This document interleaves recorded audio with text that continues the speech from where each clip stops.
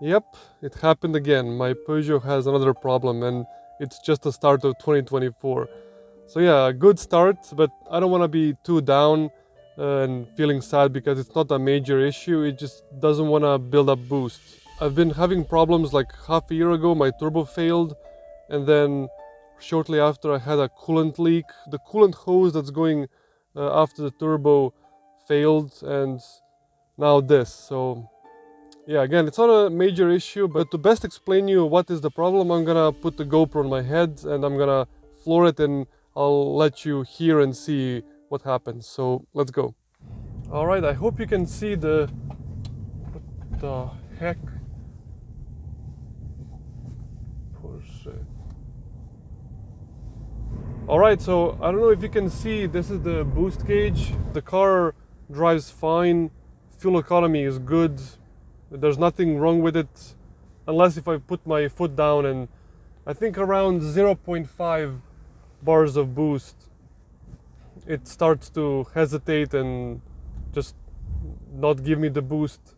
It should usually boost up to 1 bar. I'm thinking maybe the intercooler pipes got loose, but I quickly checked and I didn't find anything wrong. All right, let's pick a second gear. Floor it. Okay, it's around 0.7. I'll do it again. And then the pollution system faulty. Okay, I've never had that message before. Usually it just doesn't let me, but now I can read the fault code. So let's do it together. At least we're going somewhere. So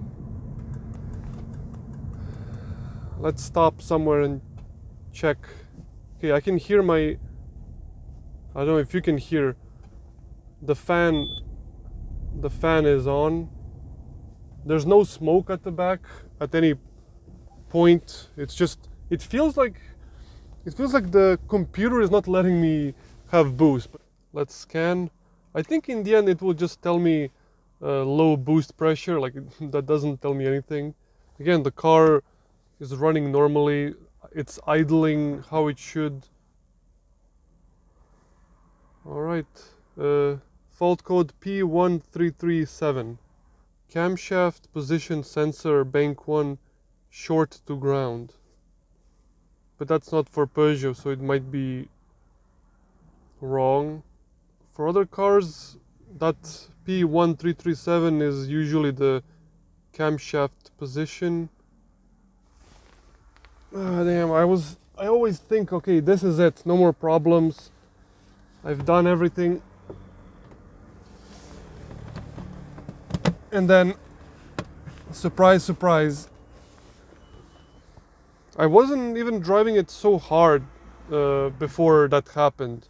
I was just driving normally and accelerate from time to time to clean up the carbon buildup. Like, I'm not even abusing this car at all. I'm just going to the groceries and back.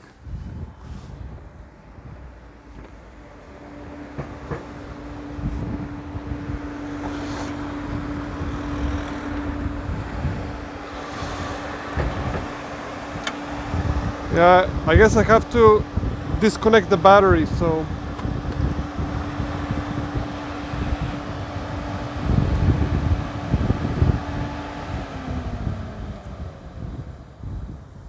I'll update you if I found out what's the problem, but so far I don't know. A few days later, I refueled my Peugeot in hopes that the fuel was the issue. Maybe I got a bad sample of fuel, but sadly that wasn't the case, so the car was still not getting full boost.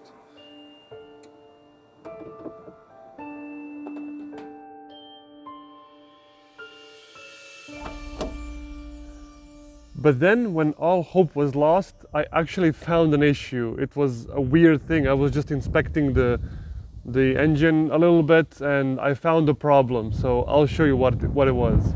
So I was just checking the ignition coils and to see if everything's good. But then I noticed one weird thing, and that is, can you hear it?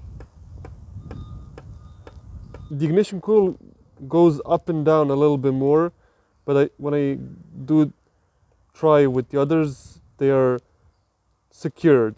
But visually, when you just observe the ignition coil, it doesn't look like anything is wrong with it.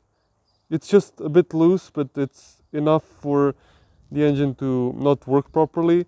So the moment I replaced and put the new one in, when I put everything back, it's not loose at all. So after that, when I turned on my car, it was running normally, like nothing happened. So I was so happy that the issue wasn't expensive. And yeah, what a roller coaster. Like, I was so sad to start the year with problems, but now my Peugeot is back and running. And the lesson to all of you is, if your engine starts to not run properly, just check the ignition coils and inspect it and check if there's any give, if they are secured, and the connectors. So that is it for this video, and I guess stay tuned for more Peugeot 207 issues. No, joking aside, I still love this car. I'm pretty much done modifying it, so I'm now just enjoying the ride, and that's about it. Subscribe to stay tuned, and take care.